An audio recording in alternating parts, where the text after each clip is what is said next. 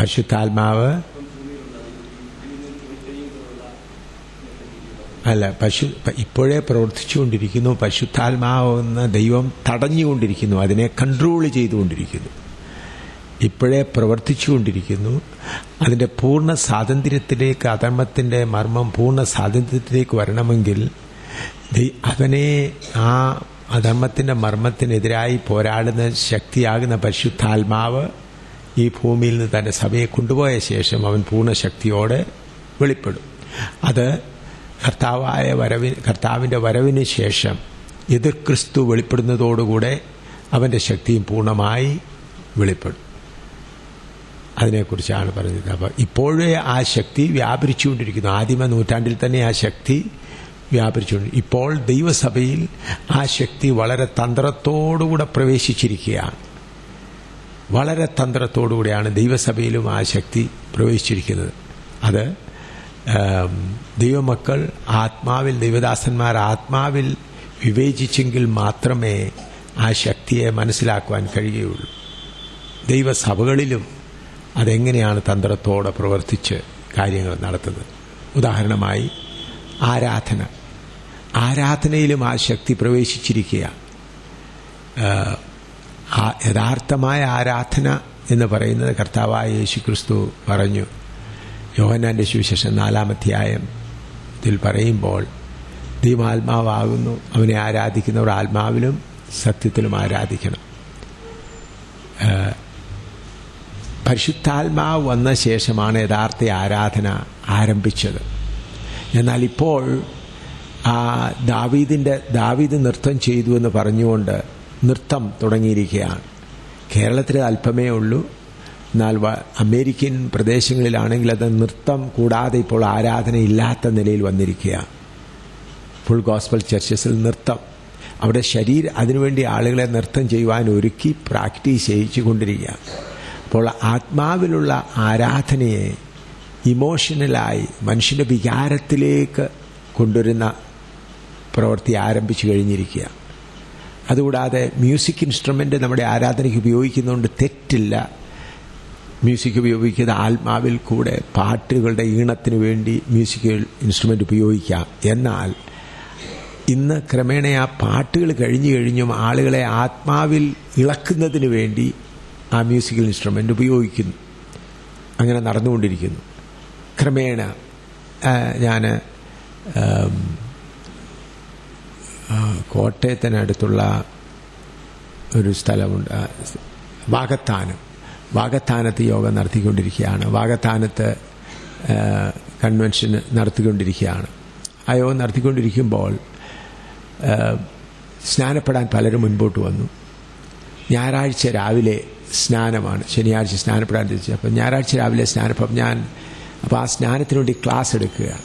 Class എടുക്കുമ്പോൾ അതിലൊരു യുവ സഹോദരൻ ഒത്തിരി തലമുടി നീട്ടി ഇങ്ങനെ വെച്ചിരിക്കുന്നു. അപ്പം അവന് സ്നാനപ്പെടാനായി മുൻപോട്ട് വന്നിട്ടുണ്ട്.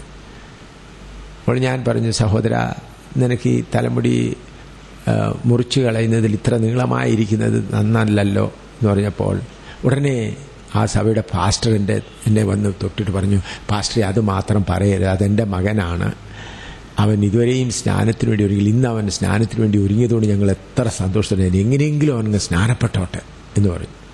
അപ്പം ഇങ്ങനെ പറയുമ്പോൾ ആ മകൻ എഴുന്നേറ്റെന്ന് പറഞ്ഞു, പാസ്റ്ററെ, എൻ്റെ ആ സഭയിലെ പാസ്റ്ററാണ്, ചർച്ച് ഓഫ് ഗോഡിലെ പാസ്റ്ററാണ്, അദ്ദേഹത്തിന് ഒരു മകനേ ഉള്ളൂ.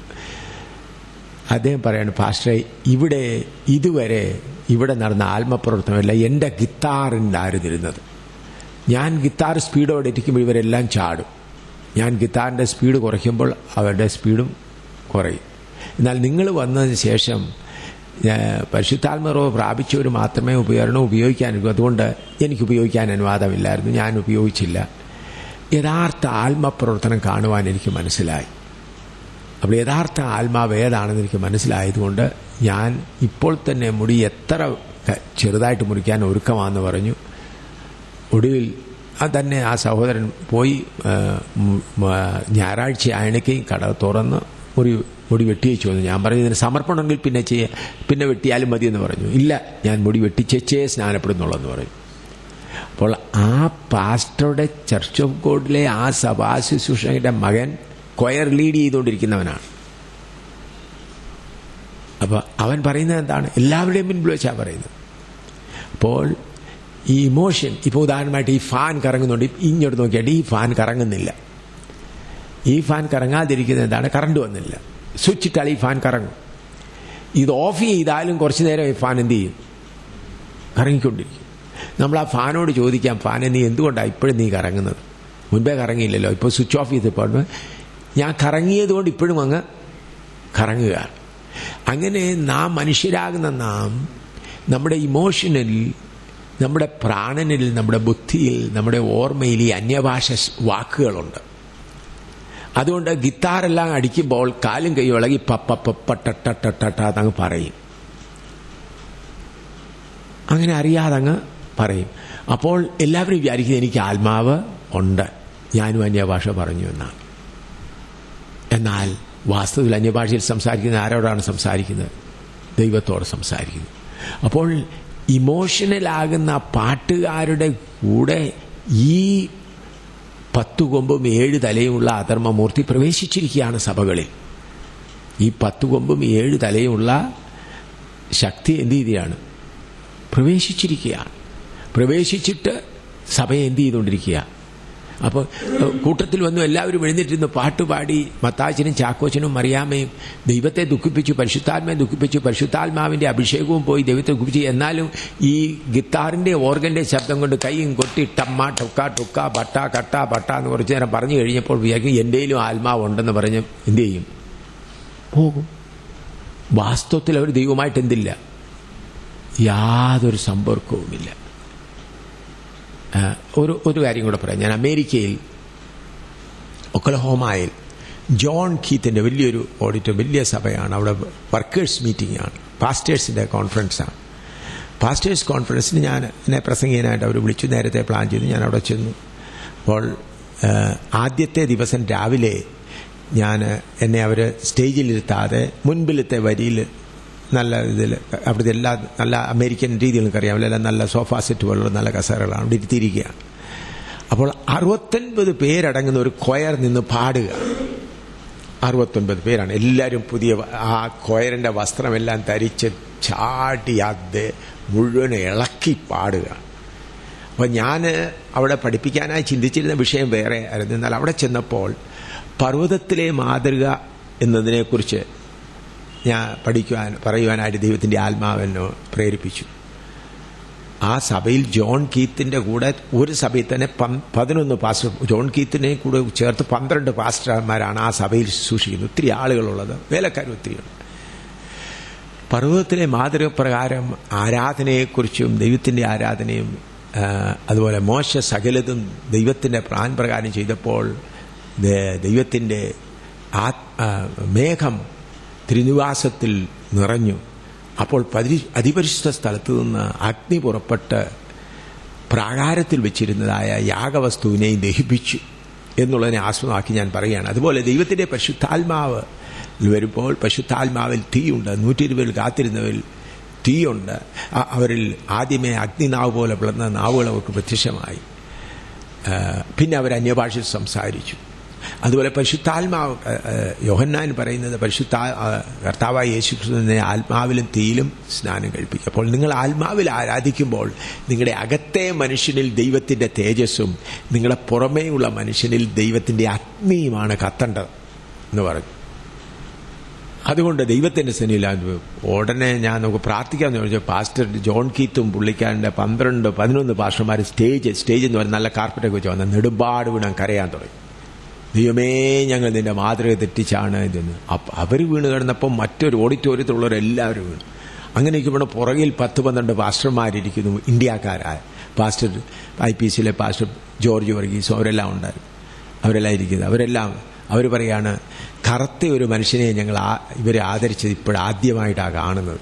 ഇതിനുമ്പ് കറുത്ത മനുഷ്യർക്ക്. ഞാൻ പറഞ്ഞു, എന്നെ ആദരിച്ചതല്ല, ദൈവത്തിന്റെ കൃപ.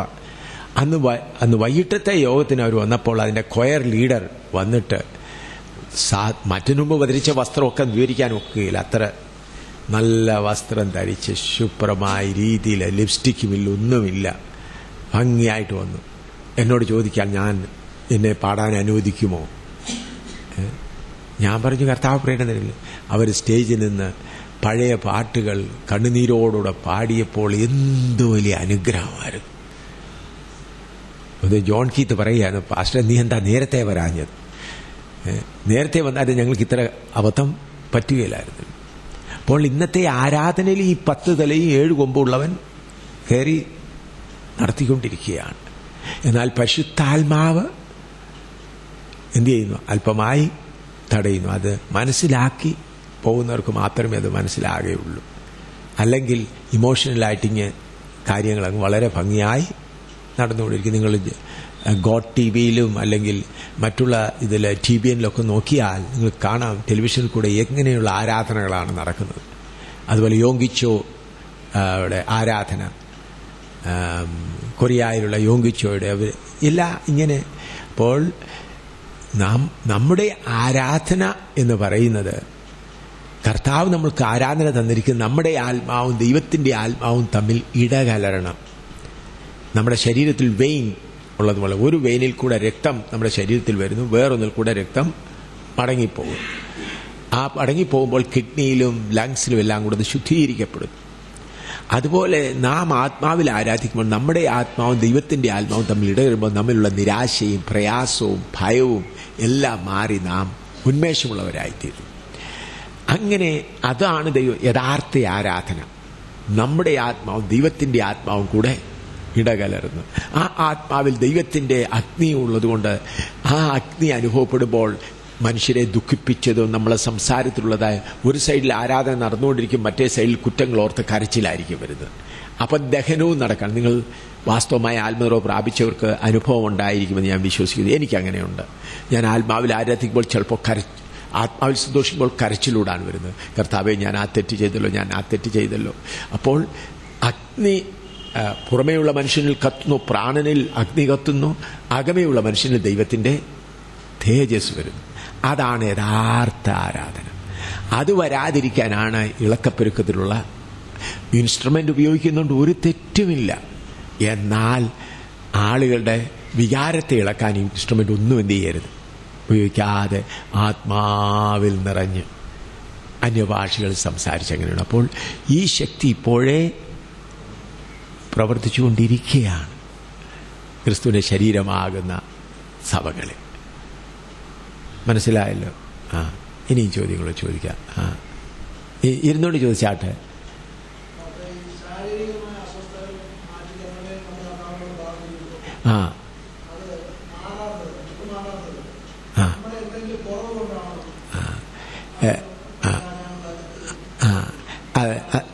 അതിനെക്കുറിച്ച് ഞാൻ ഇന്നിപ്പോൾ ക്ലാസ്സിൽ അത് വരുന്നുണ്ട്. എന്നാൽ നമ്മുടെ ശാരീരികമായ റോമാലേഖനം 8:28 പറയുമ്പോൾ സകലതും നന്മയ്ക്കായി കൂടി വ്യാപരിക്കുന്നു. 2 കൊരിന്ത്യർ 4:16 കൂടെ വായിച്ചാട്ടെ. 2 കൊരിന്ത്യർ 4:16.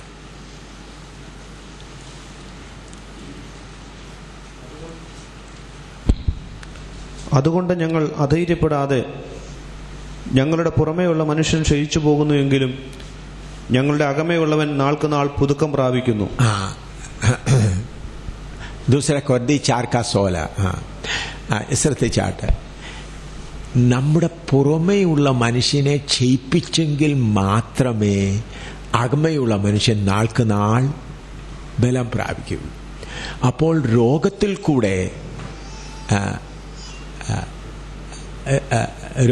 കൂടെ ഒരു പക്ഷെങ്കിൽ കർത്താവ് നമ്മുടെ പുറമേയുള്ള മനുഷ്യനെ എന്ത് ചെയ്യായിരിക്കും? ക്ഷയിപ്പിക്കുവാനായി ആഗ്രഹിക്കുന്നുണ്ടായിരിക്കും. അങ്ങനെയുള്ളത് കൊണ്ട് രോഗം ഒരു പക്ഷേ മാറിയെന്ന് വരികയില്ല. 2 കൊലോസ്യർ 1:24 വായിച്ചാട്ട്. കൊലോസ്യർ 1:24.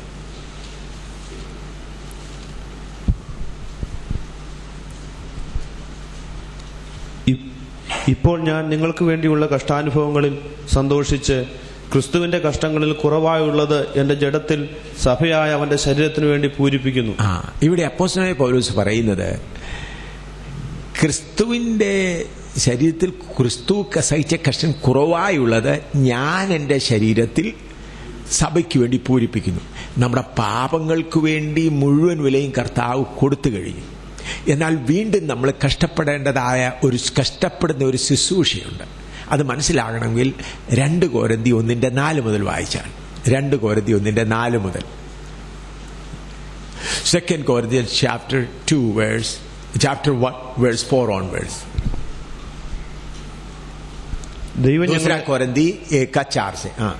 ദൈവം ഞങ്ങളെ ആശ്വസിപ്പിക്കുന്ന ആശ്വാസം കൊണ്ട് ഞങ്ങൾ യാതൊരു കഷ്ടത്തിലുമുള്ളവരെ ആശ്വസിപ്പിക്കാൻ ശക്തരാകേണ്ടതിന് ഞങ്ങൾക്കുള്ള കഷ്ടത്തിലൊക്കെയും അവൻ ഞങ്ങളെ ആശ്വസിപ്പിക്കുന്നു. ക്രിസ്തുവിന്റെ കഷ്ടങ്ങൾ ഞങ്ങളിൽ പെരുകുന്നത് പോലെ തന്നെ ക്രിസ്തുവിനാൽ ഞങ്ങളുടെ ആശ്വാസവും പെരുകുന്നു. ഞങ്ങൾ കഷ്ടം അനുഭവിക്കുന്നു എങ്കിൽ അത് നിങ്ങളുടെ ആശ്വാസത്തിന് രക്ഷയ്ക്കുമാകുന്നു.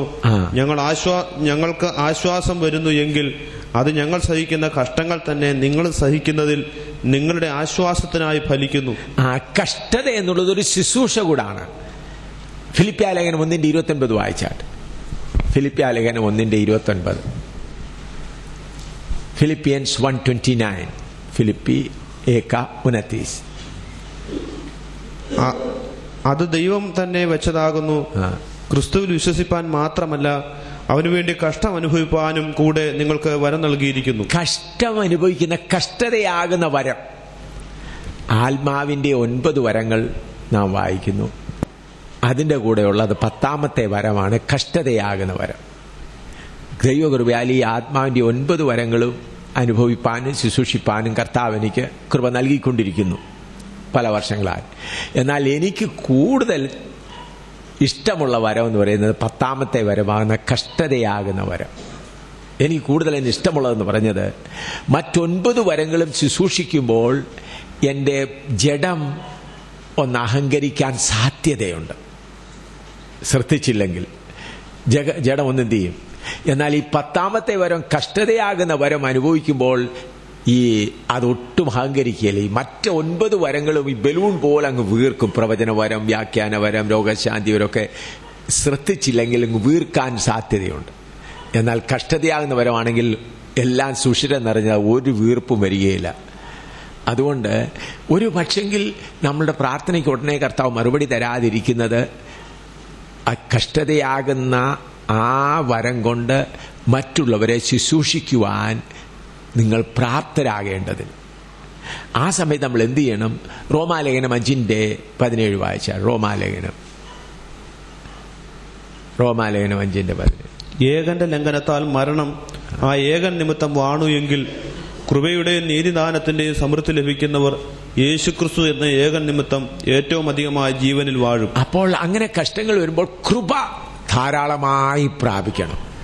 കർത്താവേ എനിക്ക് കൃപ തരണമേ, കൃപ തരണമേ, കൃപ തരണമേ എന്ന് പറഞ്ഞ് പ്രാർത്ഥിക്കുമ്പോൾ ധാരാളമായി കർത്താവ് കൃപ തരും.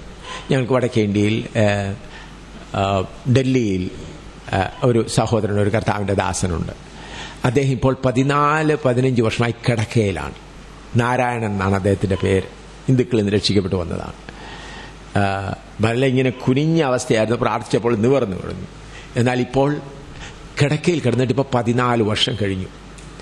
കൈ കാല് പോലും അനക്കാൻ ഒക്കുകയില്ല. അദ്ദേഹത്തിന് ചൊറിയാൻ പോലും കഴിയില്ല. ആഹാരം കഴിക്കണം, ആരെങ്കിലും കോരി കൊടുക്കണം. അതുപോലെ ഒന്നും തന്നെ കൊണ്ട് ചെയ്യാൻ കഴിയില്ല. എന്നാൽ ഇവിടെ മുതൽ മുഴുവനും നല്ല ആരോഗ്യമാണ്. നല്ല പോലെ പ്രസംഗിക്കും. കിടന്നുകൊണ്ടാണ് പ്രസംഗിക്കുന്നത്. അവരുടെ വീട്ടിലൊരു നല്ലൊരു സഭയുണ്ട്.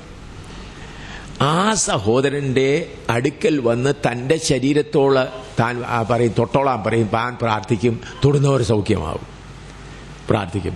എന്നാൽ തൻ്റെ അവസ്ഥ നിങ്ങൾ കണ്ടാൽ ഒന്നും ചെയ്യാൻ ഒക്കുകയില്ല. ഞാൻ അവന് വചനം പഠിപ്പിച്ചു. ഇത് പഠിച്ചപ്പോൾ അവൻ എന്ത് സന്തോഷത്തോടാണ് അത് അനുഭവിച്ചുകൊണ്ടിരിക്കുന്നത്.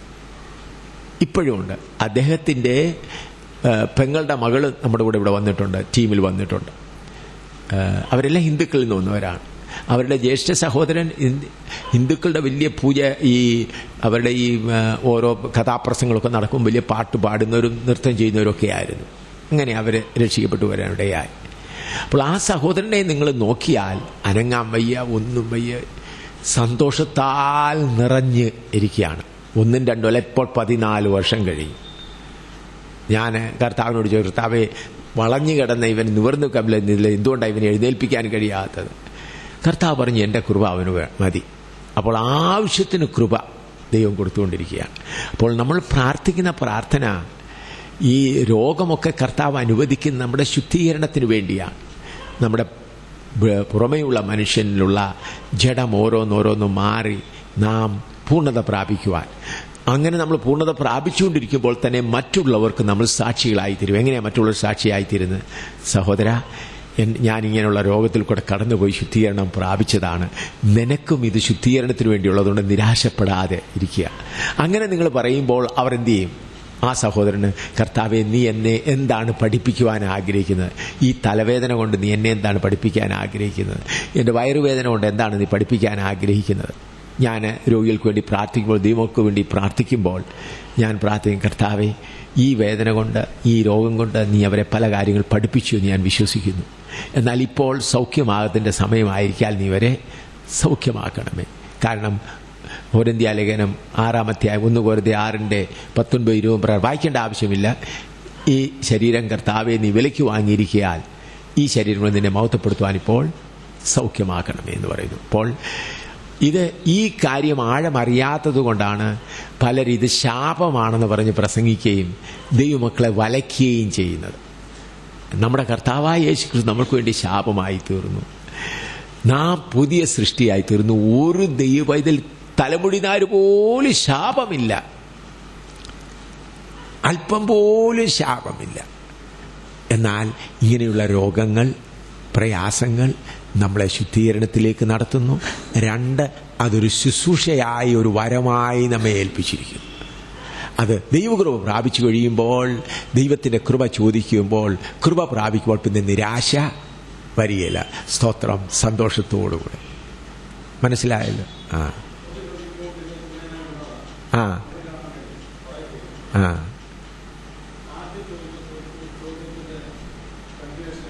ആ ചോദിച്ചാട്ടെ. എന്താ? അതെ. ആ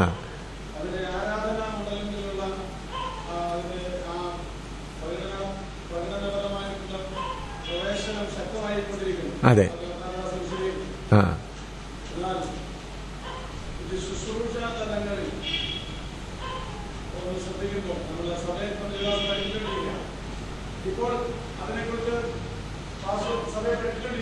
അതെ. നമ്മുടെ സഭകളിൽ ഇതിനെക്കുറിച്ച് ആധികാരികമായ വിവേചിച്ച് വേദാന്തങ്ങൾ വിവേചിച്ച് പഠിപ്പിക്കലുകൾ കുറഞ്ഞുകൊണ്ടിരിക്കും. അതെ. അതിന് ഒരു ബോധവൽക്കരണ ജനത്തിന്റെ ജീവിതത്തിൽ ഒരു വിശുദ്ധിയുടെ ദർശനത്തിൽ പരിശുദ്ധാത്മാവിൽ നിന്ന് പ്രവർത്തിക്കാൻ നമ്മൾ ഒരുങ്ങിയേക്ക് കൊടുക്കുന്ന ആ ഒരു മണ്ഡലം ഉണർന്നു വരാനായിട്ട് അതെ നമുക്ക് എന്താണ് ചെയ്യാൻ പറ്റുന്നത്? ഒന്ന്, ആരാധന മുമ്പേ പറഞ്ഞുകൊണ്ടുള്ള പ്രകടനം. 2, സഭ ഒരു പ്രസ്ഥാനം എന്ന നിലയിലുള്ളതായ ചടങ്ങുകളും ഭരണം നടക്കുന്നുണ്ട്. ആന്തരികമായി ആത്മീയമായി കരുത്ത് പ്രാപിക്കാനും ഇപ്പോൾ പറയുന്ന ഉപദേശമനുസരിച്ച് ജനം ശക്തിപ്പെട്ട് ഈ പിശാചിന് നടന്നുകൊണ്ട് പ്രതികരിക്കാൻ കഴിയാത്തതായ നിലയിലുണ്ട്. അപ്പം വ്യാപകമായിട്ട് പണ്ട് കാലങ്ങളിൽ മുന്നേ ആരംഭങ്ങളിൽ രോഗങ്ങളും ഭൂതബാധ പ്രശ്നങ്ങളും ഇതുപോലുള്ള പ്രശ്നങ്ങളൊക്കെ ദിവസത്തിൽ പ്രാർത്ഥിച്ചു തന്നെ പരിഹാരം കണ്ടെത്തുന്ന ഒരു നിലവാരമാണ് ഉണ്ടായിരുന്നത്. ഇപ്പം അത് നടക്കുന്നുണ്ട്, പക്ഷെ പണ്ടുള്ളത് പോലെ നടക്കുന്നില്ല. ഇതിന്റെ നടുവിൽ ഇപ്പോൾ നമ്മൾ എന്താണ് ചെയ്യേണ്ടത്? മനസ്സിലായി. എന്നെ കർത്താവ് കേരളത്തിലേക്ക് അയച്ചതിൻ്റെ പ്രധാന ഉദ്ദേശം ദൈവസഭകളെ യഥാർത്ഥമായ ഉപദേശത്തിലേക്ക് മടക്കിക്കൊണ്ടുവരുവാനുള്ളതായ വചനം പ്രസംഗിക്കുക എന്നുള്ളതാണ്. വടക്കേ ഇന്ത്യയിൽ ഞങ്ങൾ അല്പം പോലും വിശ്രമമില്ലാതെ, ഒരു ദിവസം പോലും വിശ്രമമില്ലാതെ പ്രവർത്തനത്തിലാണ്. ഒരു ദിവസം എനിക്ക് റെസ്റ്റ് കിട്ടുക എന്ന് പറയുന്നത് നടക്കുകയില്ല. അങ്ങനെയുള്ള നിലയിലാണ്. എന്നിട്ടും കർത്താവ് വളരെ ശക്തമായി പറഞ്ഞു, ജാനുവരി ഫെബ്രുവരി മാസങ്ങളിൽ കേരളത്തിൽ പോയി നീ വചനം പ്രസംഗിക്കണം. കാരണം പല വിധത്തിൽ ദൈവസഭയിൽ നിന്ന്, ഉപദേശത്തിൽ നിന്ന് മാറിക്കൊണ്ടിരിക്കുന്നു. കൃപയാൽ പലവിധമായ പ്രയാസങ്ങളിൽ കൂടെ കർത്താവ് എന്നെ പരീക്ഷകളിൽ കൂടെ നടത്തി പലവിധ കാര്യങ്ങൾ ദൈവത്തിൻ്റെ മഹാകൃപയാൽ എന്നെ പഠിപ്പിക്കുവാനിടയായി. അത് വചനപ്രകാരമാണെന്ന് മനസ്സിലായി. അപ്പോൾ അതിൻ്റെ അനുഭവത്തിൽ കൂടെ ഏതാണ് ശരി ഏതാണ് തെറ്റെന്ന് മനസ്സിലാക്കുവാനിടയാകും. ഞാൻ നിങ്ങളോട് ഒരു പറയട്ടെ, കോട്ടയത്ത് പള്ളത്ത് വലിയ യോഗം നടന്നുകൊണ്ടിരിക്കുക. ഒരു 10,000-15,000 ആളുകളുണ്ട്. ഞാൻ ഇംഗ്ലീഷിൽ പ്രസംഗിക്കുന്നു, വേറൊരാൾ മലയാളത്തിൽ തർജ്ജമ ചെയ്യുന്നു. 7 ദിവസത്തെ യോഗമായിരുന്നു. അതിൻ്റെ 3-ാമത്തെ ദിവസം യോഗത്തിൽ വലിയ ആൾക്കൂട്ടമാണ്. മൈതാനത്തിൽ യോഗം നടക്കുകയാണ്. ഒരു ഭാഗത്ത് സഹോദരന്മാരും സഹോദരിമാരും, ഇടയ്ക്കൊരു വഴിയുണ്ട്. ഞാൻ സ്റ്റേജിൽ നിന്നപ്പം ഞാനപ്പോൾ വചനം കൊയറിൻ്റെ പാട്ടൊക്കെ കഴിഞ്ഞു. അപ്പോൾ എല്ലാവരെയും എഴുന്നേൽപ്പിച്ച് നിർത്തി ഹാലേലൂയ കോറസ് പാടാമെന്ന് പറഞ്ഞ് പാടി. അപ്പോൾ അങ്ങനെ പാടിക്കൊണ്ടിരിക്കുമ്പോൾ കുറച്ച് പേര് ആത്മാവിലായിരിക്കുമ്പോൾ സ്റ്റേജിൻ്റെ ഫ്രണ്ട് ലൈനിൽ ഒരു സഹോദരി വീൽ ചെയറിലിരിക്കുകയാണ്. അപ്പോൾ ഞാൻ നോക്കിയപ്പോൾ ആ സഹോദരിയുടെ വാ പോലും അനക്കാൻ കഴിയുകയില്ല. വീൽ ചെയറിൽ ഇങ്ങനെ ഇരിക്കുന്നു. തല ചെന്ന വീൽ ചെയറിൻ്റെ ഒരു പൊങ്ങിയ അങ്ങനെ സ്പെഷ്യലായിട്ട് അതിനിങ്ങനെ റെസ്റ്റ് ചെയ്തിരിക്കുക. അപ്പം ഞാൻ ചോദിച്ചു, ഓടണോ എന്ന് ചോദിച്ചു. ഫ്രണ്ട് ലൈൻ ഉടനെ സഹോദരി ഇങ്ങനെ ഒന്ന് തലയാക്കി. ഉടനെ ആ സഹോദരി, ഞാൻ പറഞ്ഞു, യേശുവിൻ്റെ നാമത്തിൽ എഴുന്നേറ്റ് ഓടുക എന്ന് പറഞ്ഞു. ഞാൻ പറഞ്ഞപ്പോൾ എൻ്റെ ശബ്ദം വന്നതോടുകൂടെ പുള്ളിക്കകത്ത് ശക്തി വന്ന് എഴുന്നേറ്റ് ഒരൊറ്റ ഓട്ടം ആടുകളുടെ മധ്യത്തിൽ ഓടാൻ തുടങ്ങി. പിന്നാണ് മനസ്സിലായത് 18 വർഷമായി പുള്ളിക്കകത്ത് വീൽ ചെയറിലായിരുന്നു. അദ്ദേഹത്തിൻ്റെ ആ സഹോദരിയുടെ ഭർത്താവ് ഒരു പാസ്റ്ററുമാണ്. അപ്പോൾ അവർ വന്ന് ഇത് കണ്ടപ്പോഴത്തേക്ക്, ഈ അത്ഭുതം നടന്നപ്പോഴത്തേക്ക് ഏതോ ഒരു നല്ല അത്ഭുതം നടന്നല്ലോ എന്നുള്ളൊരു സന്തോഷം എൻ്റെ മനസ്സിൽ വന്നു. അതോടുകൂടെ വലിയൊരഭിഷേകം, വലിയ അഭിഷേകം എന്ന് പറഞ്ഞാൽ തടുത്ത് അവൻ്റെ ശരീരം മുഴുവൻ അങ്ങ് വിറയ്ക്കുകയാണ്. കൈയും കാലും ഉറയ്ക്കാത്ത വലിയൊരു ഭയങ്കര അഭിഷേകം, ഭയങ്കര ശക്തി വന്നു. അതിൻ്റെ കൂടെ കേൾക്കാണ് preach the compassion of Jesus, യേശുവിൻ്റെ ദയയെക്കുറിച്ച് പ്രസംഗിക്കുക. അങ്ങനെ ശക്തമൊരു ശബ്ദം. അങ്ങനെ ഇരിക്കുമ്പോൾ അത് 1 മിനിറ്റ് 1.5 മിനിറ്റ് അങ്ങ് ശക്തി, എല്ലാ ജനം ആരാധിച്ചുകൊണ്ടിരിക്കുക. അകത്ത് നിന്നൊരു ശക്തിയും, ശിഷ്യരാക്കണോ അത്ഭുതം നടത്തണോ? ഉള്ളിൽ നിന്ന് ചെറിയൊരു ശബ്ദം. എന്താ ശബ്ദം വന്നത്? ശിഷ്യരാക്കണോ അത്ഭുതം നടത്തണോ? ഒന്ന് ചോദിച്ചു കഴിഞ്ഞ് ഞാൻ പെട്ടെന്ന് ശിഷ്യരാക്കണമെന്ന് പറഞ്ഞ കാല് ശക്തിയോടെ നിലച്ചവിട്ടിയപ്പോഴത്തേക്ക് അഭിഷേകം അങ്ങ് വിട്ടുപോയി. ഞാൻ നോർമലായി. അഭിഷേകം എന്ത് ചെയ്തു? വിട്ടുപോയി. അപ്പോൾ എന്നിൽ വന്ന അഭിഷേകം എന്തായിരുന്നറിയാമോ? ഈ 10 കൊമ്പും 7 തലയുള്ള ആ മൃഗത്തിന്റെ അഭിഷേകമായിരുന്നു. എൻ്റെ മേൽ വന്നതെങ്ങനെയാ? ഞാൻ ഇത് സ്റ്റേജിൽ ആളുകൾ 10,000-15,000 കൂടുതൽ ആളുകൾ നിന്ന് ആരാധിച്ചുകൊണ്ടിരിക്കുക. ഞാൻ സ്റ്റേജിൽ തർജ്ജമ ചെയ്തിട്ട് സഹോദരനുണ്ട് അന്നേരമായി നടക്കുന്നത്. എനിക്ക് മനസ്സിലായത് എന്തായിരുന്നു? ദൈവം അനുവദിച്ച ഒരു പരീക്ഷയായിരുന്നു. ഈ സഹോദരി എഴുന്നേറ്റ് ഓടിയപ്പോൾ എനിക്കൊരു സന്തോഷം വന്നു. അപ്പം ഞാൻ ഏതോ ചെയ്തെന്നുള്ളൊരു ചിന്ത വന്നു, അഭിഷേകവും വന്നു. ഇതിനു മുൻപ് എത്ര 5 സ്ഥലത്ത് മരിച്ചവർ ഉയർത്തെഴുന്നേറ്റിട്ടുണ്ട്. ചെകിടരായിട്ടുള്ളവർ, കുരുടരായിട്ടുള്ളവർ 100 കണക്കിനല്ല. ഒറ്റ മിനിറ്റ് കൊണ്ട് എത്ര മുടന്തർ ഓടിയിട്ടുണ്ട്. അന്നെല്ലാം എനിക്ക് സന്തോഷം വന്നിട്ടില്ല. അന്നെല്ലാം ദൈവമേ, ഈ അയോഗ്യനായ എന്നെ കൊണ്ട് നീ ഇത് ചെയ്യിക്കുന്നല്ലോ എന്നൊരു ഹൃദയം തകർന്നൊരു കണ്ണുനീരാ വന്നുകൊണ്ടിരുന്നത്. എന്നാൽ ഇത് കണ്ടപ്പോൾ എൻ്റെ ഹൃദയത്തിൽ എന്തു വന്നു? ഒരു സന്തോഷം വന്നു. ഞാൻ ഏതോ ചെയ്തല്ലോ എന്നൊരു. അതേ സമയത്ത് എൻ്റെ പുറത്തെ മനുഷ്യനിലേക്ക് എന്താ വന്നത്? ആ അഭിഷേകം അങ്ങ് കയറി വന്നു. അകത്തെ മനുഷ്യനിൽ നിന്ന് എന്താ വന്നത്? ശാന്തമായ ഒരു ശബ്ദം, ശിഷ്യരാക്കണോ അത്ഭുതം നടത്തണം. അന്ന് ഞാൻ അത്ഭുതം നടത്തുന്ന കാര്യത്തിൽ ആ ശബ്ദത്തെ, അകത്തുനിന്ന് വന്ന ആ ശബ്ദത്തെ ശ്രദ്ധിക്കാതിരുന്നെങ്കിൽ ഞാൻ ഇന്ന് ഇവിടെ കാണത്തില്ല. വലിയ വലിയ പ്ലെയിനിൽ എപ്പോഴും കറങ്ങിക്കൊണ്ടിരുന്നേന്. അപ്പോൾ ഇത് ഈ ശക്തി എന്നുള്ളതിനെ ഞാൻ വളരെ നേരിട്ടിട്ടുള്ളതാണ്. ഈ 10 കൊമ്പും 7 തലയോട് പല പ്രാവശ്യം മല്ലയുദ്ധം ചെയ്തിട്ടുള്ളതാണ്. അതിൻ്റെ കൂടെ ചേർന്നതാണ് വെളിപ്പാട് പുസ്തകം 17-ാം അധ്യായത്തിലെ ആ സ്ത്രീ. അതാണ് വൺ വേൾഡ് റിലീജിയൻ ഇരിക്കുന്നത്. ആ ശക്തി ഇന്ന് സഭകളിൽ ഇങ്ങനെ എന്ത് ചെയ്തുകൊണ്ടിരിക്കുക? സഭകളെ ആക്രമിച്ചുകൊണ്ടിരിക്കുക. സഭകളെ ആക്രമിച്ചു. ഇപ്പോൾ തന്നെ ഉദാഹരണമായി, ഞാൻ എൻ്റെ മിടുക്ക് പറയുകയല്ല, കേരളത്തിൽ ഇന്ന് യേശുക്രിസ്തു മാത്രം ദൈവമെന്ന് പൂർണ്ണ വിവരണത്തോടെ എത്രയിടത്ത് പ്രസംഗിക്കുന്നുണ്ട്. യേശുക്രിസ്തു അത്ഭുതങ്ങൾ ചെയ്യുന്നു, കാര്യങ്ങൾ ചെയ്യുന്നു എന്ന് പ്രസംഗിക്കുന്നുണ്ട്. യേശുക്രിസ്തു മാത്രം ദൈവം എന്നെത്രയിടത്ത് പ്രസംഗിക്കുന്നുണ്ട്. യേശുക്രിസ്തു മാത്രം ദൈവം എന്ന് അങ്ങനെ പ്രസംഗിക്കുകയാണെങ്കിൽ ഇന്ന് ഇത്രയും കാണുന്ന ഹിന്ദുക്കളുടെ ഉണർവൊന്നും ഉണ്ടാകില്ല. ആ കോട്ടകളൊക്കെ തകരുമായിരുന്നു. അപ്പോൾ സാത്താൻ ഇതിനകത്ത് കയറി ആരാധനയും അത്ഭുതങ്ങളുമായി കൊണ്ടുവരികയാണ്. അതുകൊണ്ടാണ് 2 തെസ്സലോനിക്കർ 2:7 മുതൽ കീഴ്പോട്ട് വായിക്കുമ്പോൾ സത്യത്തെ അനുസരിക്കാൻ അവർക്ക് മനസ്സിലായതുകൊണ്ട് ദൈവം പോഷ്കിന്റെ ആത്മാവിനെ അവർക്ക് അയച്ചു കൊടുത്തിരിക്കുക. കാരണം സത്യം അറിയണം. അപ്പോൾ ഇതിന്റെ മധ്യത്തിൽ ദൈവം ഇത് അനുവദിച്ചതിന്റെ ഉദ്ദേശം എന്താണ്? യഥാർത്ഥ സത്യം അറിയേണ്ടവർ ആത്മാവിൽ കൂടെ സത്യത്തെ മനസ്സിലാക്കി അതിനുവേണ്ടി വേർതിരിയും. യഥാർത്ഥമായ മനസാക്ഷിയിൽ കൂടെ സത്യത്തെ അറിയണമെന്ന് ആഗ്രഹിക്കുന്നവർ ഈ അത്ഭുതങ്ങളോ അതൊന്നും കണ്ടാൽ അവർക്ക് തൃപ്തി വരത്തില്ല. ജീവന്റെ വചനം അവർക്ക് വേണം, ജീവന്റെ വചനം. പക്ഷെ അങ്ങനെയുള്ളൊരു കൂട്ടം വളരെ ചുരുക്കമേ ഉള്ളൂ. യോഹന്നാന്റെ സുവിശേഷം 6-ാം അധ്യായത്തിൽ നാം വായിക്കുന്നു, യേശുവിലൂടെ എത്രയോ വലിയ പുരുഷാരമുണ്ടായിരുന്നു, എന്നാൽ അവരെല്ലാം പോയി. യോഹന്നാന്റെ സുവിശേഷം 6-ാം അധ്യായത്തിന്റെ 66 മുതലൊന്ന് വായിച്ചാട്ടെ.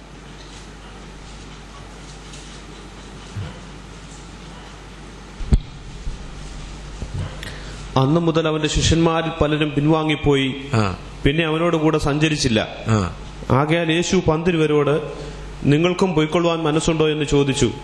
ശീമോൻ പത്രോസ് അവനോട്, കർത്താവേ, ഞങ്ങൾ ആരുടെ അടുക്കൽ പോകും? നിത്യജീവന്റെ വചനങ്ങൾ നിന്റെ പക്കലുണ്ട്. നീ ദൈവത്തിന്റെ പരിശുദ്ധനെന്ന് ഞങ്ങൾ വിശ്വസിച്ചും അറിഞ്ഞുമിരിക്കുന്നു. യേശു ശുശ്രൂഷിച്ചത് 3-3.5 വർഷമാണ്. എത്ര വലിയ ആൾക്കൂട്ടമായിരുന്നു അന്ന്. ഈ പട്ടണങ്ങളിലൊന്നും ഇത്രയും ആളുള്ള കൂട്ടം സമയമല്ല, കുറച്ച് ആളുകളേ ഉള്ളൂ. എന്നിട്ടും യേശു 5 അപ്പം കൊണ്ട് 5000 വെച്ചപ്പോൾ 5000 പുരുഷന്മാർ തന്നെ ഉണ്ടായിരുന്നു. അപ്പോൾ എത്ര വലിയ കൂട്ടമാണ്. ഒരു വീട്ടിൽ യേശു ഇരിക്കുമ്പോൾ രോഗിയെ കൊണ്ടുവരുന്ന വാതിൽ ഇത്ര തിങ്ങിത്തിരക്കി, പക്ഷവാത രോഗിയെ വീടിന്റെ റൂഫ് ഇളക്കേണ്ടി വന്നു, പലക അതുകൊണ്ടായിരിക്കും വിളക്കി കൊണ്ടുവരേണ്ടി വന്നു. ഒടുവിൽ വന്ന് ആൾക്കൂട്ടം കുറഞ്ഞ് 12 പേര് നിറഞ്ഞു. അവരോടും കർത്താവ് പറഞ്ഞു, നിങ്ങൾക്കും പോകരുതെന്ന് പറഞ്ഞപ്പോൾ ജീവന്റെ വചനം നിങ്കലുണ്ട്. അപ്പോൾ യഥാർത്ഥമായി ജീവന്റെ വചനത്തിന് ആഗ്രഹമുള്ളവർ അധികമില്ല. ഇപ്പോൾ നമ്മുടെ കൺവെൻഷനുകളിലെല്ലാം നമ്മൾ 10,000 പേരെ കൂട്ടിക്കൊണ്ടുവരുന്നു. അതിൽ യേശുവിന്റെ ശിഷ്യന്മാർ എത്ര പേരുണ്ട്? യേശുവിന്റെ ശിഷ്യനാകാൻ ആഗ്രഹമുള്ള എത്ര പേരുണ്ട്? കൂടുതൽ പേര് എനിക്ക് ജോലി കിട്ടണം, ഇത് കിട്ടണം, എൻ്റെ രോഗസൗഖ്യം മാറണം, ഭൗതികമായ കാര്യങ്ങൾ വരണം, അങ്ങനെയുള്ള ആഗ്രഹങ്ങൾ വരുന്നു. അതുകൊണ്ട് സത്യസുവിശേഷം നമ്മൾ പ്രസംഗിച്ചു തുടങ്ങിയെങ്കിൽ മാത്രമേ ഈ ജനത്തെ ഇതിൽ നിന്ന് വിടിയിപ്പാൻ കഴിയുള്ളൂ. സത്യവചനം പ്രസംഗിപ്പാൻ തുടങ്ങിയാൽ യേശുവിൻ്റെ അടുക്കൽ വരും. ഞങ്ങളവിടെ വടക്കേ ഇന്ത്യയിൽ ഞങ്ങൾ വന്നാൽ എവിടെ യോഗത്തിന് ചെന്നാലും 10,000 ആളുകൾ വരും. നിയന്ത്രിക്കാൻ വലിയ പ്രയാസമാണ്. രോഗികൾ വന്നാൽ ഞങ്ങൾ രോഗികൾ ആരോടും യേശുവിൻ്റെ കാര്യം, യേശുവിനെ വിശ്വസിക്കണമെന്നൊന്നും പറയത്തില്ല. വരുന്നവർക്കെല്ലാം തല കൈവച്ച് 1 മിനിറ്റ് ഒരു പ്രാർത്ഥിച്ചങ്ങോട്ട് വരുന്നവരെല്ലാം ഹിന്ദുക്കളായാലും മുസ്ലിങ്ങളായാലും സിഖ് ആയാലും അവരോടൊന്നും പറയുകയില്ല. അത് കഴിഞ്ഞിട്ട് അവർ വീണ്ടും കുറച്ച് ദിവസം വന്ന് ഞങ്ങൾക്ക് യേശുവിനെ വേണമെന്ന് പറയുമ്പോൾ പറയും അത് കുറച്ച് വില മുടക്കുള്ള കാര്യമാണ്, രോഗസൗഖ്യം ഫ്രീയാണ്, എന്നാൽ ഈ യേശുവിനെ എന്നുള്ളത് കിട്ടണമെങ്കിൽ നിങ്ങൾക്ക് വില കൊടുത്തേക്കുള്ളൂ. അതിന് കുറച്ചു പേരേ വരത്തുള്ളൂ.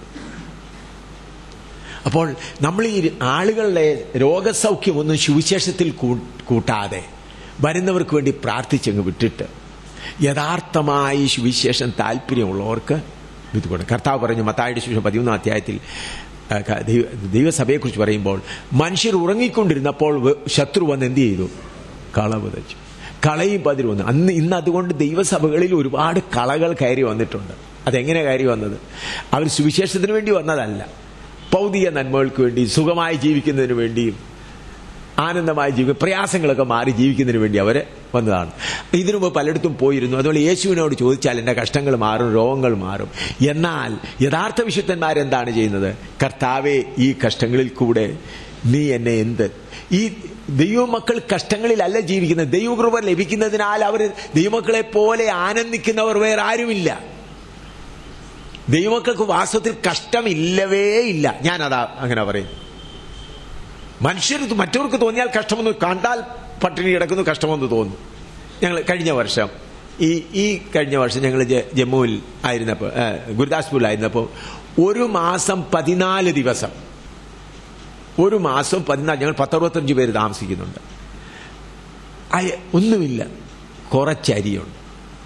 അത് 1/2 കിലോ 3/4 കിലോ അരി ഇട്ടിട്ട് വെള്ളം ഒഴിച്ചിട്ട് ആ വെള്ളം തിളപ്പിച്ച് കുടിച്ചുകൊണ്ടിരുന്നു 1 മാസവും 14 ദിവസവും. അന്നും പിതാവിനോട് ചോദിച്ചില്ല, എന്താ പിതാവേ നീ എന്താ ഞങ്ങൾക്ക് ആഹാരം തരാത്തത്? ഈ വടക്കേന്ത്യക്കാർക്ക് ഇങ്ങനെ കഞ്ഞിവെള്ളം കുടിച്ച് പരിചയമില്ല. അവരെയെല്ലാം ദൈവം പഠിപ്പിച്ചു കഞ്ഞിവെള്ളം കുടിച്ച് ജീവിക്കാൻ. ഒരു അന്നേരവും ഞങ്ങൾക്ക് ഒരു പ്രയാസവും ഒന്നും തോന്നില്ല. ആരോടും ഞങ്ങൾ പറഞ്ഞില്ല. ഒരിടത്തുനിന്ന് 1 രൂപയ്ക്ക് പോലും കടം പോലും എടുത്തില്ല. അതിനുശേഷം അതിന്റെ 2 ആഴ്ച കഴിഞ്ഞിട്ട് ഞങ്ങളുടെ അവിടുത്തെ ഒരു കർത്താവിന്റെ ദാസന്റെ മകളുടെ വിവാഹമായിരുന്നു. ആ വിവാഹത്തിന് വിവാഹം കഴിഞ്ഞപ്പോൾ അവർക്കൊരു നമ്മുടെ വിരുദ്ധ ചോറ് കൊടുക്കുന്ന പോലെ ഞങ്ങൾ വിചാരിച്ച് അവർക്കൊരു ഊണ് കൊടുക്കണം. ഞങ്ങൾ വിചാരിച്ച് കർത്താവ് എന്തെങ്കിലും ക്രമീകരിക്കും. അവരെല്ലാം കൂടെ വന്നു, എല്ലാം 100 പേരോളം ഉണ്ട്. അന്ന് നോക്കിയപ്പം 1 കിലോ പോലും തികച്ച അരിയില്ല. കർത്താവ് ഒന്നും ക്രമീകരിച്ചില്ല. ആ 1 കിലോ അരി വെള്ളത്തിലിട്ട് നിറച്ച് വലിയ പാത്രത്തിൽ വെച്ചിട്ട് വെള്ളം ആക്കി എല്ലാവർക്കും ഊണ് കൊടുത്തത് എന്താ, വിരുദ്ധിയോറ് കൊടുത്തത് എന്താ, ഓരോ ഗ്ലാസ് കഞ്ഞിവെള്ളം. വിരുദ്ധിയോറപ്പം അവരെല്ലാം അവരുടെ വിത്തുകളും എല്ലാം വന്നു. ഞങ്ങൾ വിചാരിച്ച കർത്താവ് എന്തെങ്കിലും തരും. അന്നേരം ഞാൻ ചോദിച്ചു എങ്ങനെ ഇരിക്കുന്നു ചോദിച്ചു. അവർ പറഞ്ഞു വളരെ സന്തോഷമായിരിക്കും പറഞ്ഞു. അന്നേരം അവർക്ക് നിരാശ വരുന്നില്ല. ദൈവത്തിന്റെ കൃപ ഉള്ളതുകൊണ്ട് അത് തന്നെ വളരെ ആനന്ദമായി തീരുന്നു. അപ്പൊ ദൈവമക്കൾക്ക് കഷ്ടമില്ലവേ ഇല്ല. പുറമേ നോക്കുക, അവർ പരിശുദ്ധാത്മാവുന്ന നദിയിലാണ് കിടക്കുന്നത്. ഈ പരിശുദ്ധാത്മ നദി കിടക്കുന്നതുകൊണ്ട് ഒരു ചൂടും ഏൽക്കുന്നില്ല. എന്നാൽ പുറമേ ഉള്ളവർ നോക്കുമ്പോൾ അവർ വലിയ കഷ്ടങ്ങളിൽ കൂടെ പോകുന്നു. അതുകൊണ്ട് ഞാൻ പറയാം, ശദ്രക്ക് മെശയ്ക്ക് അഭിനോ തീക്കാതെ കിടക്കുക. അത് കഷ്ടമായി തോന്നിയിരുന്നെങ്കിൽ അവരെ കയറ് പൊട്ടിയ ഉടനെ അവർ വെളിയിൽ ചാടിയനേമായിരുന്നു. അവർ കഷ്ടമായി തോന്നിയില്ല. ദൈവത്തിന്റെ കൃപ അവർക്കുണ്ടായിരുന്നതുകൊണ്ട് അവരതിനകത്ത് നടക്കുക. പിന്നെ അവരെ വെളിയിൽ കൊണ്ടുവന്നപ്പോൾ അവരുടെ തലമുടി തന്നെ പോലും ഒന്നും കൊടുത്തില്ല, തീയുടെ മണം പോലും ഇല്ലായിരുന്നു. അതുപോലെ ഞങ്ങൾ ഒരുപാട് ഇങ്ങനെയുള്ള കഷ്ടങ്ങളിൽ കൂടെ പോകുന്നത് കൊണ്ട് ഞാൻ പറയുകയാണ്, അന്ന് എത്ര ആനന്ദമാണ്.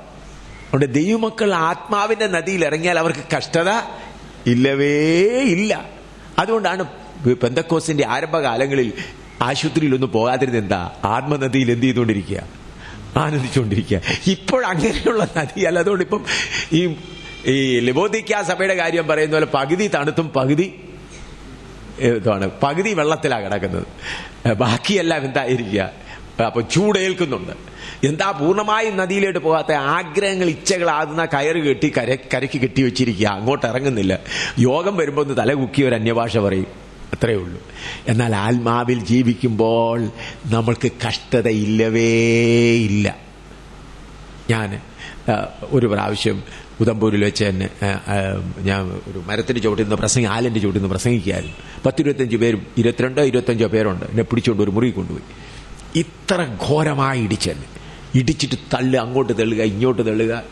അവർ തളർന്ന് അരമണിക്കൂർ കഴിഞ്ഞവർ അവരെ നിലയിലായി, എടുത്തെറിയൊക്കെ ചെയ്തു. അത് കഴിഞ്ഞ് ഞാൻ 7 കിലോമീറ്റർ നടന്ന് ഞങ്ങൾ താമസിക്കുന്ന വീട്ടിൽ ചെന്നു. 7 കിലോമീറ്റർ നടന്ന് ഇത്രയും ഇവരുടെ എല്ലാം ഇടി കൊണ്ടിട്ട് അവിടെ ചെന്നപ്പോൾ എൻ്റെ ഭാര്യയോട്, അയ്യോ ഞാൻ ഇത്തിരി അടിയുണ്ടാച്ചാൽ വന്നതെന്നൊന്നും പറഞ്ഞില്ല.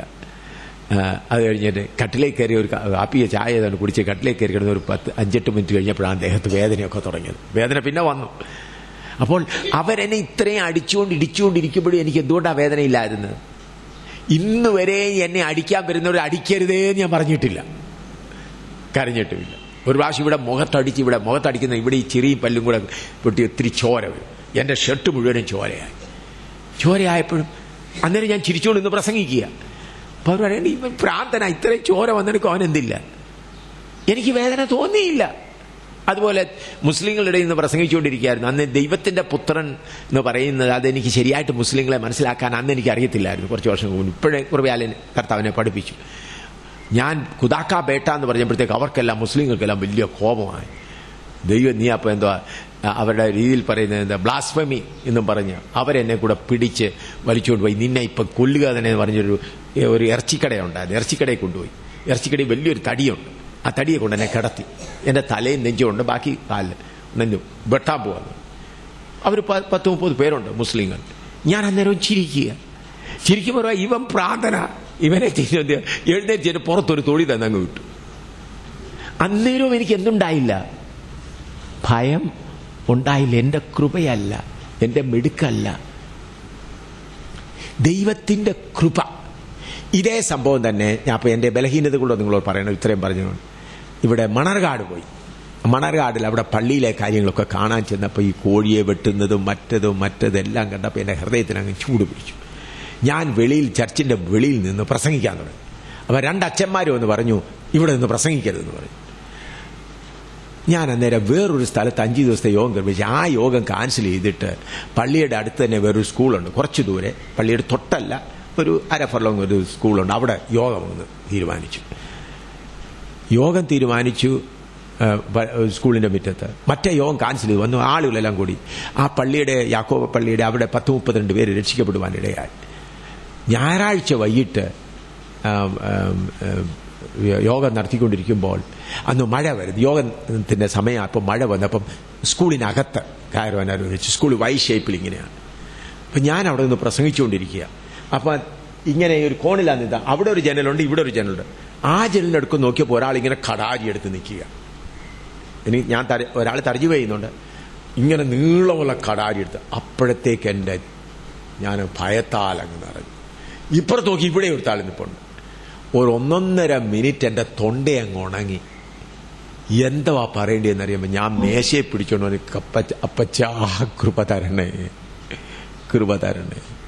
ഒരു 1.5 മിനിറ്റ് കഴിഞ്ഞാൽ വീണ്ടും ആത്മാവിൽ ബലമായി. ഞാൻ പറഞ്ഞത് കൃപയില്ലാതെ നമുക്കൊന്നും ചെയ്യാൻ ഒക്കെയല്ലെന്ന് ഞാൻ പറഞ്ഞ കടാരി കുത്താൻ അവൻ എടുത്തില്ല. കടാരി പിടിച്ച് നിൽക്കുന്നതേ ഞാൻ കണ്ടുള്ളൂ.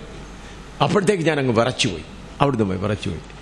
യോഗം കഴിഞ്ഞ് വന്നപ്പം പ്രാർത്ഥിക്കാൻ വരുമ്പോൾ ഈ 2 പേരും വലിയ കടാരി എടുത്തുകൊണ്ട് അവരും വന്നിട്ടുണ്ട്. 100-200 കൂടുതൽ ആളുകളുണ്ട്. കുറച്ച് പേര് പോയി കഴിഞ്ഞു. ഇവർ വന്നിരിക്കുക. അവർ പറയും അച്ഛന്മാർ നിന്നെ കൊല്ലാനായിട്ട് ഞങ്ങളെ തന്നതാ, ഞങ്ങൾക്ക് 10,000 രൂപ തരാമെന്ന് പറഞ്ഞു. ഞങ്ങൾ കുറച്ച് കൂടുതൽ കുടിച്ചു പോയി. എന്നാൽ പിന്നെ നിന്നെ കുത്തണമെന്നിങ്ങനെ തോന്നുമ്പോൾ അവർക്ക് വേണമെങ്കിൽ ജനലിൽ കൂടെ എന്ത് ചെയ്യാം, എന്നെ പുറത്ത് അടുത്താ നിൽക്കുന്നത്. ഞങ്ങൾ വിറച്ചു പോയെന്ന് പറഞ്ഞു. 2 പേരും കടാരി നീട്ടി നിൽക്കുക. അവരാ കടാരി താഴെ വിട്ട് ഞങ്ങൾക്ക് വേണ്ടി പ്രാർത്ഥിക്കണമെന്ന് പറയാനിടയായി. അപ്പോൾ ഞാൻ പറഞ്ഞത് ദൈവകൃപയില്ലെങ്കിൽ നമ്മൾ എന്തു പോകും? ഇതായി പോവും, ഭയപ്പെട്ടു പോകും. കൃപ നമുക്കെപ്പോഴും തരുവാൻ നമ്മുടെ പിതാവ് ഒരുക്കമാണ്. അതുകൊണ്ട് മനുഷ്യന്റെ സമർപ്പണത്തിന്റെ ശക്തി കൊണ്ടല്ല. അപ്പോൾ ഈ 10 കൊമ്പും 7 തലയുമുള്ള മൃഗം സഭയിൽ കടന്നിരിക്കുന്നത്, സഭകളിൽ അവരുടെ ആരാധനയിൽ അത്ഭുതങ്ങൾ. അതുകൊണ്ടാണ് ഈ അത്ഭുതപ്പെടുന്നവരെ കുറിച്ചാണ് കർത്താവ് പറയുന്നത്. അവരുടെ വന്ന് പറയും, നിന്റെ നാമത്തിൽ ഞങ്ങൾ ഭൂതങ്ങളെ പുറത്താക്കി, മരിച്ചവരെ ഉയർപ്പിച്ചു. കർത്താവ് പറയുന്നു, ഞാൻ നിങ്ങളെ അറിയുന്നില്ല. ഭൂതങ്ങളെ പുറപ്പെടുത്തു, അതെല്ലാം ഞാൻ നിങ്ങളെ ഒന്നും അറിയുന്നില്ല എന്ന് പറയാൻ അത്ഭുതങ്ങൾ നടത്തിയവർ. അതുകൊണ്ട് ഈ ആത്മാവ് ഇന്ന് കേരളത്തിൽ വളരെ ശക്തിയോടെ അമേരിക്കയിൽ പ്രവർത്തിക്കുന്നു. ഇത് അനേകരോട് ഞാൻ ഇതിൻ്റെ കൂടെ ഞാൻ ഇതിനു മുമ്പ് ഇവിടെ പറഞ്ഞതായിരിക്കും. എന്നാൽ നിങ്ങൾ കർത്താവിൻ്റെ ദാസന്മാരുണ്ട്, വീണ്ടും ഒന്നുകൂടെ പറയണം. ആത്മാവ് പ്രേരിപ്പിക്കുമെന്ന് പറയുകയാണ്. ഞാനൊരു പ്രാവശ്യം ഇവിടെ 20 പേര് അവിടെ നെല്ലിമല താമസിച്ച് അവിടെ യോഗം നടത്തിക്കൊണ്ടിരിക്കുമ്പോൾ മാവേലിക്കരയുള്ള ഒരു കർത്താവിൻ്റെ ദാസൻ, 42 വർഷമായി കർത്താവിൻ്റെ വേലയിലുള്ള ഒരു കർത്താവിൻ്റെ ദാസൻ, ഞാൻ അറിയുന്ന കർത്താവിൻ്റെ ദാസനാണ്. അദ്ദേഹം സീനിയർ പാസ്റ്ററാണ്. അദ്ദേഹം വന്ന് എന്നെ ശാമലുകുട്ടി എന്നാണ് വിളിക്കുന്നത്. ഞാൻ രാത്രി 11 മണിയായപ്പം വന്നപ്പം എന്നോട് പറഞ്ഞു, ശാമലുകുട്ടി എൻ്റെ ആത്മാവിനെ ഒന്ന് പരിശോധിക്കണമെന്ന് പറഞ്ഞു. ഞാൻ പറഞ്ഞു, അച്ചായൻ എന്തോ ഈ പറയുന്നത്? ആത്മാവിനെ പശു ഇല്ല, ഞാനൊരു 40 ദിവസം ഉപവാസം ഇരുന്ന ശേഷം എനിക്ക് നല്ലൊരു അഭിഷേകം കിട്ടി. ഏത് രോഗിയുടെ കൈമേൽ കൈവച്ചാൽ അവരെല്ലാം സൗഖ്യമാവുന്നുണ്ട്. ആരെങ്കിലും എന്തെങ്കിലും രോഗികൾ ദൂരെ നിന്ന് വരുമ്പോഴേ എനിക്ക് മനസ്സിലാകുന്നവർക്ക് വയറ്റുവേദനയാണ്, നെഞ്ചുവേദനയാണെന്ന് മനസ്സിലാവുന്നു. ഞാനവർ പറയുന്നു അവരെല്ലാം സൗഖ്യമാവുന്നു. അതിനച്ഛാ ദൈവം അങ്ങനെ.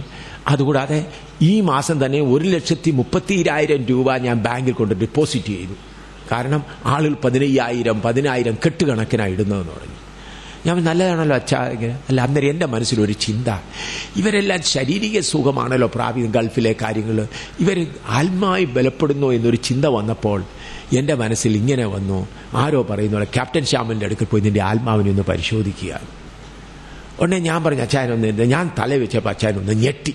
അപ്പോൾ എനിക്ക് മനസ്സിലായി ആത്മാവ് ശരിയല്ലെന്ന്. ഉടനെ ഞാൻ ചോദിച്ചു, അച്ചായ ഉപവാസം ഇരിക്കുമ്പോൾ അല്ല തെറ്റുമല്ലോ ചെയ്തു. അവിടെ പറഞ്ഞു 33-ാമത്തെ ദിവസം 2 കർത്താവിൻ്റെ ദാസന്മാർ വന്ന് പറഞ്ഞു, ചോദിച്ചു പാസ്റ്ററെ കഞ്ഞിവെള്ളം അല്ല വെള്ളം മാത്രമേ കുടിക്കുന്നുള്ളൂ. പറഞ്ഞു വെള്ളം മാത്രമേ കുടിക്കുന്നുള്ളൂ, ഞാൻ വൈകിട്ട് ഓരോ ഗ്ലാസ് കഞ്ഞിവെള്ളം കുടിക്കുമെന്ന് പറഞ്ഞു. 37-ാമത്തെ ദിവസം 2 കർത്താവിൻ്റെ ദാസന്മാർ വന്നപ്പോഴും അവരിങ്ങനെ ചോദിച്ചു വെള്ളം മാത്രമേ കുടിക്കുന്നുള്ളൂ. ഉടനെ പറഞ്ഞു ഇല്ല, ഞാൻ വെള്ളം മാത്രമേ കുടിക്കുന്നു പറഞ്ഞു, ഞാൻ കഞ്ഞിവെള്ളം കുടിക്കുക. ഞാൻ പറഞ്ഞു ഈ തെറ്റേറ്റ് പറയാൻ ഒരുക്കമാണോ? മൈക്ക് വെച്ച് ഞാൻ ഏറ്റു പറയാൻ ഒരുക്കമാണ്. ഞാൻ പറഞ്ഞു അച്ഛാൻ ഇത്രയും പ്രായമുള്ള കർത്താവിൻ്റെ ദാസൻ, എന്നേക്കാൾ ശുശ്രൂഷയിൽ പ്രായമുള്ള ആൾ, ഞാൻ അദ്ദേഹത്തിന് അച്ചായൻ പോയി അടുത്ത മുറി വിശ്രമിക്കുക. ഞാൻ കർത്താവിൻ്റെ സന്നിധിയിൽ പ്രാർത്ഥിച്ചപ്പോൾ കർത്താവ് എന്നോട് പറഞ്ഞു അവൻ്റെ ശുശ്രൂഷയിൽ ഒന്ന് ഷൈൻ ആകാൻ ഒരാഗ്രഹം അവനുണ്ടായി. അതിനുവേണ്ടി പ്രാർത്ഥിച്ചത്. അപ്പോൾ ഷൈൻ ചെയ്യുന്നവൻ ഷൈൻ ചെയ്യിച്ചാണെന്ന് പറഞ്ഞു. 4 മണിക്ക് വെളുപ്പിൽ 4 മണിക്ക് അദ്ദേഹത്തെ വിളിച്ചു. ഞാൻ പറഞ്ഞു അച്ചായി എന്തുകൊണ്ടാണ് ഉപവാസം വരുന്നത്? അദ്ദേഹം പറഞ്ഞു എനിക്ക് ശുശ്രൂഷയിൽ ഒന്ന് തിളങ്ങണം, ഒന്ന് ഷൈൻ ആകണം ആഗ്രഹം, എൻ്റെ കൈകളെ മൂലം ഒരു അത്ഭുതം നടക്കണം എന്നുള്ള ചിന്ത വന്നു. അങ്ങനെയാണ് സംഭവിച്ചത്. ഉടനെ ഞാൻ തലയിൽ കൈവച്ചു പ്രാർത്ഥിച്ച ശക്തി വെളിപ്പെട്ടു. ഏകദേശം 3/4 മണിക്കൂർ ഘോര യുദ്ധം. ആ ശക്തി പറയുകയാണ്, എത്രായിരം വേലക്കാരെയാണ് ഞാൻ അഭിഷേകം ചെയ്തത് എനിക്കറിയാമോ? എത്രായിരം വേലക്കാരെയാണ്. കേരളം എൻ്റെ കയ്യിലാണ്, കേരളത്തിലെ സഭകൾ എൻ്റെ കയ്യിലാണ്. ഞാനാണ് അത്ഭുതങ്ങൾ. ഏകദേശം 3/4 മണിക്കൂർ നേരം യുദ്ധം ചെയ്തിട്ടാണ് എന്ത് ചെയ്തത്? അദ്ദേഹം വിടുതൽ അദ്ദേഹം പോകുവാനിടയായത്. 3/4 മണിക്കൂർ നേരം യുദ്ധം ചെയ്തു. യുദ്ധം ചെയ്തപ്പോൾ ആ ദുഷ്ടാത്മാവ് നിന്നുപോയി, വിട്ടുപോയി. ഭയങ്കര യുദ്ധമായിരുന്നു. 3/4 മണിക്കൂർ നേരത്തെ യുദ്ധം കഴിഞ്ഞ ശേഷം, അതിനുശേഷം ആ പുള്ളിക്കാരൻ പറഞ്ഞു എനിക്ക് എങ്ങനെയെങ്കിലും ആത്മാവിനാൽ നിറവ് പ്രാപിക്കും, പരിശുദ്ധാത്മ നിറവ് പ്രാപിക്കണമെന്നുള്ള ആഗ്രഹത്തോടുകൂടെ അദ്ദേഹം പിന്നെ ഞങ്ങളെ 2.25 മണിക്കൂർ വീണ്ടും പ്രാർത്ഥിച്ചു. തൻ്റെ കുറ്റങ്ങളെ പ്രത്യേകം പറഞ്ഞു, കർത്താവേ എനിക്ക് തിളങ്ങുകയും വേണ്ട, എനിക്ക് ഷൈനാകുകയും ഒന്നും വേണ്ട, എനിക്ക് നിന്റെ നാമത്തിന് നിമിത്തം ജീവിച്ചാൽ മതി. കർത്താവ് വീണ്ടും ആ കർത്താവിൻ്റെ ദാസനെ തൻ്റെ ആത്മാവിനെ നിറച്ച് എഴുന്നേറ്റ് നെഞ്ചത്തിങ്ങനെ വിളിച്ചു, എൻ്റെ ദൈവമേ, ഞാൻ ഈ ഭൂമിയിൽ നിന്ന് യാത്രയാകുന്നവരെ നിന്റെ ആത്മാവിനെ എന്നിൽ നിന്ന് മാറ്റരുത്, എനിക്കൊന്നും തിളങ്ങണ്ട, നീ ചെയ്യുന്ന വേല ചെയ്താൽ മതി, തന്ന വേല ചെയ്താൽ മതി എന്ന് പറഞ്ഞു. അപ്പോൾ ഇങ്ങനെയുള്ള ശക്തികൾ പ്രവർത്തിച്ച് സത്യസുവിശേഷത്തിന് തടസ്സമായി പ്രവർത്തനങ്ങൾ നടന്നുകൊണ്ടിരിക്കുന്ന ഒരു കാലയളവാണിത് ഇപ്പോൾ. അതുകൊണ്ട് നാം ഇതിൻ്റെ മധ്യത്തിൽ പ്രവർത്തിക്കേണ്ടത് എങ്ങനെയെന്ന് വെച്ചാൽ, ആത്മാവിൽ പ്രാർത്ഥിച്ചുകൊണ്ട് കർത്താവെ നിന്റെ ആത്മാവിനനുസരിച്ച് പ്രവർത്തിപ്പാൻ ഞങ്ങൾ കൃപ നൽകണമേ എന്ന് പറഞ്ഞ് പ്രാർത്ഥിച്ച് പോയെങ്കിൽ മാത്രമേ കാര്യം നടക്കുകയുള്ളൂ. അതിനൊരു യഥാർത്ഥ ദാഹം ഉണ്ടാകണം. നമ്മൾക്ക് വചനത്തിലേക്ക് പോകാം. ഫിലിപ്പിയ ലേഖനം 1:4 വായിച്ചാട്ട്. ഇംഗ്ലീഷിൽ 6, ഫിലിപ്പിയോങ്കി പത്രി 1:4, മലയാളത്തിൽ 4, ഇംഗ്ലീഷിൽ 6 ഫിലിപ്പിയൻസ് ചാപ്റ്റർ 1:6 വായിച്ചാട്ട്. ഞാൻ നിങ്ങളെ ഓർക്കുമ്പോഴൊക്കെയും എൻ്റെ ദൈവത്തിന് സ്തോത്രം ചെയ്യുന്നു. ഫിലിപ്പിയ 1:4 വായിച്ചത്? 1:4. നിങ്ങളിൽ നല്ല പ്രവൃത്തി ആരംഭിച്ചവൻ യേശുക്രിസ്തുവിന്റെ നാളോളം അതിനെ തികയ്ക്കുമെന്ന് ഉറപ്പായി വിശ്വസിച്ചുമിരിക്കുന്നു. ഇംഗ്ലീഷിൽ 6, മലയാളത്തിൽ 4. നിങ്ങളിൽ നല്ല പ്രവൃത്തി ആരംഭിച്ചവൻ യേശുക്രിസ്തുവിന്റെ നാളോളം അതിനെ തികയ്ക്കുമെന്ന് ഉറപ്പായി വിശ്വസിച്ചിരിക്കുന്നു. നമുക്ക് പ്രാർത്ഥിക്കാം. കർത്താവെ, നിത്യതയെക്കുറിച്ച് കാര്യങ്ങൾ ചിന്തിപ്പാൻ നീ ഞങ്ങൾക്ക് കൃപ തന്നുകൊണ്ടിരിക്കുന്നു. ഈ വിഷയങ്ങൾ ഗ്രഹിപ്പാൻ ഞങ്ങൾ കൃപ നൽകണമേ. ഇന്ന് രാവിലെ നിന്റെ വചനം ആഴമായി ഗ്രഹിപ്പാൻ പരിശുദ്ധാത്മാവേ, നീയാണ് ഞങ്ങളുടെ അധ്യാപകൻ, നീ ഞങ്ങളെ പഠിപ്പിക്കണമേ. എന്നെയും നിന്റെ സന്നിധിയിൽ കൂടി വന്നിരിക്കുന്ന എല്ലാവരെയും പഠിപ്പിക്കണമേ. വചനം ഗ്രഹിപ്പാൻ തടസ്സമായ ആരുടെയെങ്കിലും ഹൃദയത്തെ ഈ ലോകത്തിന് ദൈവം കുരുടാക്കി വെച്ചിട്ടുണ്ടെങ്കിൽ അവരുടെ ഹൃദയം തുറക്കപ്പെടുമാറാകട്ടെ, യേശുവിൻ്റെ വലിയേറിയ നാമത്തിൽ തന്നെ. ആമേൻ. നിങ്ങൾ നല്ല പ്രവൃത്തിയെ ആരംഭിച്ചവൻ യേശുക്രിസ്തുവിന്റെ നാളോളം അതിനെ തികയ്ക്കട്ടെ എന്ന് പറഞ്ഞു. നമ്മളിൽ ഇതിൻ്റെ കൂടെ ഫിലിപ്പിയർ 2:12 കൂടെ വായിച്ചാണ്. ഫിലിപ്പിയർ 2:12, ഫിലിപ്പിയൻസ് 2:12 നിങ്ങൾക്ക് അറിയാവുന്ന കാര്യം, അതുകൊണ്ട് അധികം വിവരിക്കേണ്ട ആവശ്യമില്ല. ഫിലിപ്പിയർ 2:12. അതുകൊണ്ട് പ്രിയമുള്ളവരെ, നിങ്ങൾ എല്ലായ്പ്പോഴും അനുസരിച്ചതുപോലെ ഞാൻ അരികത്തിരിക്കുമ്പോൾ മാത്രമല്ല, ഇന്ന് ദൂരത്തിരിക്കുമ്പോൾ ഏറ്റവും അധികമായി ഭയത്തോടും വിറയലോടും കൂടെ നിങ്ങളുടെ രക്ഷയ്ക്കായി പ്രവർത്തിപ്പീൻ. നിങ്ങളുടെ രക്ഷയ്ക്കായി പ്രവർത്തിപ്പീൻ. നിങ്ങൾക്ക് എല്ലാവർക്കും, ദൈവമക്കളാണ്, നിങ്ങൾക്ക് എല്ലാവർക്കും അറിയാം, നമ്മുടെ രക്ഷയ്ക്കായിട്ട് നമ്മളൊന്നും ദാനകർമ്മങ്ങളോ പുണ്യങ്ങളോ ഒന്നും ചെയ്യേണ്ട ആവശ്യമില്ല. കൃപയാൽ അത്രേ നാം രക്ഷിക്കപ്പെടും, നമ്മുടെ പാപങ്ങളെ ഏറ്റുപറഞ്ഞ്. എന്നാൽ ഇവിടെ രക്ഷയ്ക്കായി പ്രവർത്തിപ്പീൻ എന്ന് പറഞ്ഞതിനകത്ത് ആഴമായ അർത്ഥമുണ്ട്. നമ്മിൽ നല്ല പ്രവൃത്തി എങ്ങനെയാണ് ദൈവം ആരംഭിച്ചത്? 1 പത്രോസ് 1:23 വായിച്ചാട്ട്. 1 പത്രോസ് 1:23 നല്ല പ്രവൃത്തി ദൈവം ആരംഭിച്ചത് എങ്ങനെ? 1 Peter chapter 1:23. കെടുന്ന ബീജത്താലല്ല, കെടാത്തതിനാൽ ജീവനുള്ളതും നിലനിൽക്കുന്നതുമായ ദൈവവചനത്താൽ തന്നെ നിങ്ങൾ വീണ്ടും ജനിച്ചിരിക്കുന്നു. നമ്മൾ വീണ്ടും ജനിച്ചിരിക്കുന്നത് ദൈവവചനമാകുന്ന വിത്തിനാലാണ്. എല്ലാവർക്കും അറിയാമല്ലോ. ആ ദൈവവചനമാകുന്ന വിത്ത് എന്ന് പറയുന്നത് കെടുന്നതല്ല, കെടാത്തതും അക്ഷയമായ വചനമാകുന്ന വിത്ത്. യോഹന്നാൻ 1:1, യോഹന്നാന്റെ സുവിശേഷം 1:1 വായിക്കുമ്പോൾ നമുക്ക് മനസ്സിലാകുന്ന ആ വിത്ത് ആരാണ്? 1:1. ആദിയിൽ വചനമുണ്ടായിരുന്നു, വചനം ദൈവത്തോടു കൂടെയായിരുന്നു, വചനം ദൈവത്തോടു കൂടെയായിരുന്നു, വചനം ദൈവമായിരുന്നു. ആ ദൈവമായിരിക്കുന്ന ആ വചനമാകുന്ന വിത്ത് നമ്മളിൽ വന്നാണ് നാം ദൈവകുടുംബത്തിൽ ജനിക്കപ്പെട്ടത്. നാം ദൈവകുടുംബത്തിൽ ദയകൊണ്ട് കയറി വന്നതല്ല. വാസ്തവമായി ദൈവവചനമാകുന്ന വിത്ത് നമ്മിൽ വന്നതിനാൽ നാം ദൈവഭവനത്തിൽ ജനിക്കപ്പെട്ടവരാണ്. നമ്മൾ ജനിക്കപ്പെട്ട ആ അകത്തെ മനുഷ്യന്റെ നിങ്ങൾക്കറിയാമല്ലോ. കൊലോസിയർ 3-ാം അധ്യായം അതിന്റെ 10-ാം വാക്യം വായിച്ചാട്ട്. കൊലോസിയർ 3:10. കൊലോസിയൻസ് 3:10.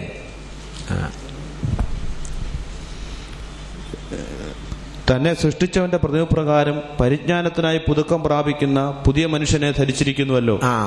ദൈവത്തിന്റെ സാദൃശ്യപ്രകാരമുള്ള ഒരു മനുഷ്യനാണ് നമ്മുടെ ഉള്ളിൽ സൃഷ്ടിക്കപ്പെട്ടിരിക്കുന്ന അകത്തെ മനുഷ്യൻ. എഫേസ്യ ലേഖനം 4:24 കൂടെ വായിച്ചാട്ട്. എഫേസ്യർ 4:24, 4:24 കൂടെ വായിച്ചാട്ട്. സത്യത്തിന്റെ ഫലമായ നീതിയിലും വിശുദ്ധിയിലും ദൈവാനുരൂപമായി സൃഷ്ടിക്കപ്പെട്ട പുതുമനുഷ്യനെ ധരിച്ചുകൊള്ളുവീൻ. ദൈവാനുരൂപമായി സൃഷ്ടിക്കപ്പെട്ട പുതിയ മനുഷ്യന് സത്യത്തിലും വിശുദ്ധിയിലും. അപ്പോൾ നമ്മിൽ സൃഷ്ടിക്കപ്പെട്ടിരിക്കുന്ന അകത്തെ മനുഷ്യൻ പൂർണ്ണമായി ദൈവാനുരൂപത്തിലുള്ളവനാണ്. അതിന്റെ ആരംഭം എന്ന് പറയുന്നത് വചനമാകുന്ന വിത്ത്. വചനമാകുന്ന വിത്ത് ആരംഭമായിരിക്കുന്നു. അത് ദൈവസ്വരൂപത്തിലാണ്, ദൈവത്തിന്റെ സാദൃശ്യത്തിലാണ് സൃഷ്ടിക്കപ്പെട്ടത്. അപ്പോൾ നമ്മൾക്കൊരു സ്ട്രോങ് ഫൗണ്ടേഷൻ ദൈവം തന്നിട്ടുണ്ട്. അകത്ത്, നമ്മുടെ അകത്ത് ഉള്ള പുതു മനുഷ്യൻ ആരെ പോലെയാണ്? ദൈവത്തെ പോലെയുള്ള അവന്റെ പ്രതിമ പ്രകാരം, അവന്റെ സ്വരൂപപ്രകാരമാണ്. എന്നാൽ നമ്മുടെ പുറത്തുള്ള മനുഷ്യൻ ജഡമാണ്. ആ ജഡത്തെ നമ്മൾ ജയിക്കുന്ന കാര്യത്തിലാണ് നമുക്ക് പ്രവർത്തിക്കേണ്ടതിരിക്കുന്നത്. നിങ്ങളുടെ രക്ഷയ്ക്കായി പ്രവർത്തിപ്പീൻ. ലൂക്കോസ് 9:23 വായിച്ചാട്ട്. ലൂക്കോസ് 9:23. ലൂക്ക് 9:23. ലൂക്ക് 9:23.